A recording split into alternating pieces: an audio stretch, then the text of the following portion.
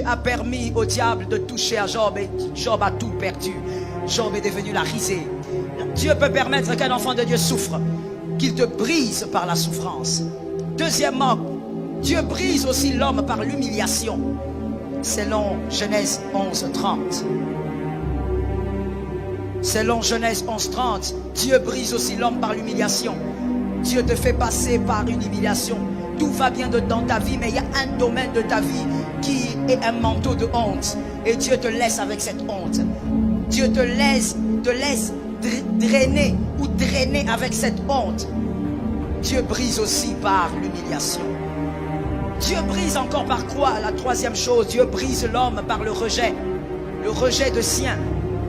Selon Jephthé, selon plutôt Juge 11:2. Selon Juge 11:2, nous voyons Jephthé. Dieu brise aussi par le rejet des siens.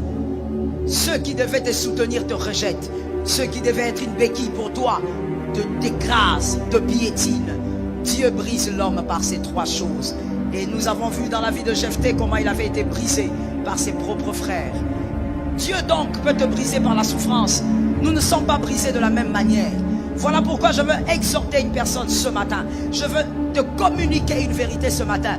Ne pense pas que ton brisement est plus fort parce que toi tu as souffert et que l'autre n'a pas souffert. Nous ne sommes pas brisés de la même manière. Tu as été brisé par la faim, par la souffrance, par le manque de vêtements, par le manque d'où dormir. C'est ton brisement. Un autre, il va dormir comme Salomon, mais il y a une honte sur lui. Il y a un manteau de honte sur lui. Nous ne sommes pas tous brisés de la même manière. Il y a une chose qui doit nous quitter ce matin et tout de suite. Que quelqu'un dise à son frère, ça doit nous quitter. Il faut arrêter de croire que c'est celui qui a souffert du manque de pain qui a plus souffert que les autres. Que c'est celui qui a vécu l'épreuve du manque de vêtements. C'est celui qui a souffert plus que les autres. Jésus ne nous brise pas de la même manière. David a été brisé, mais Salomon aussi a été brisé à sa manière. Est-ce que quelqu'un m'entend bien? Le premier a été brisé dans la pauvreté derrière les brebis. Un autre, lui, il était sur le trône dans la gloire, dans l'opulence. Mais il avait aussi son manteau à lui. Je veux dire donc à quelqu'un, le brisement dépend de Dieu et nous ne sommes pas brisés de la même manière. Il y a des gens qui sont brisés par la souffrance. Dieu permet que tu manques de tout. Tu n'as même pas de l'argent pour te payer un pain. Dieu permet que tu sois dans le chaos total. C'est ton brisement. Mais un autre, Dieu va lui imposer une honte. Il arrive à beaucoup faire. Il arrive à faire beaucoup de choses. Mais il y a une honte qui s'attache à lui, qui ne le quitte pas. Et cette honte, tout le monde le voit. Cette honte, tout le monde la constate. Cette honte, tout le monde peut en parler. Cette honte, tout le monde peut la voir. Et tout le monde peut dire, comment un enfant de Dieu peut vivre comme ça? Comment il prie? Comment il jeûne? Mais il n'arrive pas à voir telle chose. Dieu a imposé la honte. Que quelqu'un dise à son frère, nos parcours ne se ressemblent pas. Il faut respecter le parcours d'un autre. Ton parcours n'est pas plus grand parce que tu as souffert. Et ton parcours n'est pas non plus grand parce que tu as une humiliation. Chacun a son parcours et chacun a son brisement. Que Dieu bénisse celui qui a entendu.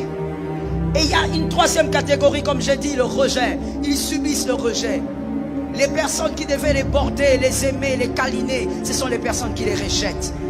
Les personnes qui devaient les soutenir dans la vie, ce sont les personnes qui les rejettent en premier. Ils subissent le rejet. Partout où ils vont, ils sont rejetés. Ils subissent le rejet. Et surtout, les rejets de ceux qui devaient être avec eux. Et Dieu brise. Pourquoi Dieu brise? Dieu brise parce que tu dois prier, mais aussi parce que ta descendance doit prier. Il n'y a pas que toi qui dois prier, ta descendance doit prier. Mais Dieu ne fait pas prier les hommes sans façonner. Dieu commence par façonner un homme et il va faire prier les autres. Que Jésus-Christ soit glorifié. Que quelqu'un dise, Seigneur, aide-moi à supporter ce brisement. Voilà, tu as très bien dit, j'ai aimé ce que tu as dit ce brisement. C'est intelligent. Que Dieu t'aide à supporter ton brisement. Selon chaque catégorie. Que Dieu t'aide à traverser ce façonnement pour que les autres soient aussi façonnés et que les autres brillent. Maintenant, disons une chose. Pourquoi Dieu brise-t-il? Pourquoi il faut seulement que ça arrive? Il y a une fois un fils qui m'a posé la question. Est-ce qu'on ne peut pas être enfant de Dieu, converti, jusqu'à la fin de sa vie, sans vivre le brisement? La réponse est simple. c'est impossible.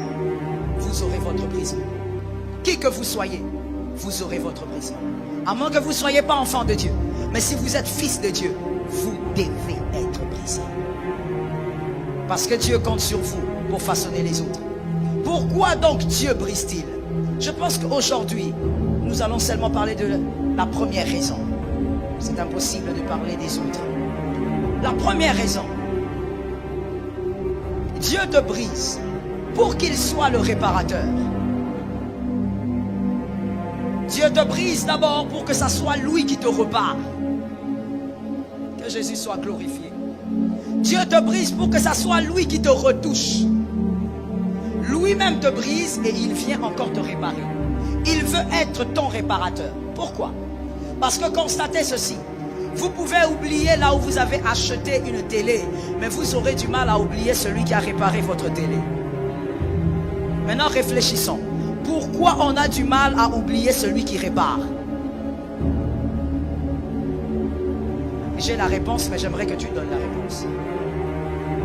Pourquoi on a du mal à oublier celui qui répare? On peut oublier là où on a acheté un pantalon, mais lorsqu'on, je sais pas, on fait un mouvement et que le pantalon se déchire, on amène chez le couturier. On n'oubliera pas quel couturier avait réparé son pantalon.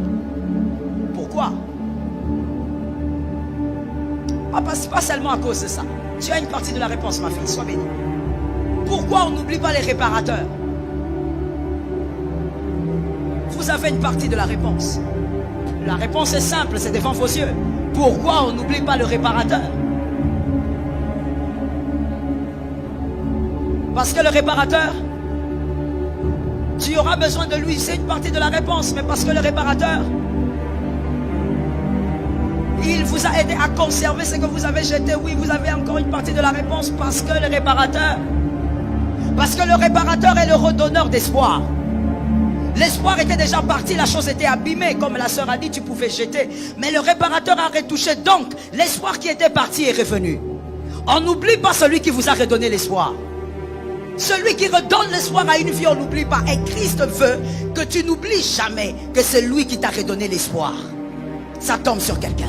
Christ veut te réparer. Il veut d'abord te briser et pour venir te réparer, parce qu'il veut que tu n'oublies jamais que lorsque tu étais brisé et que tu n'avais personne et que personne ne pouvait bien te réparer, il était le seul à le faire. On n'oublie pas le réparateur, c'est un redonneur d'espoir.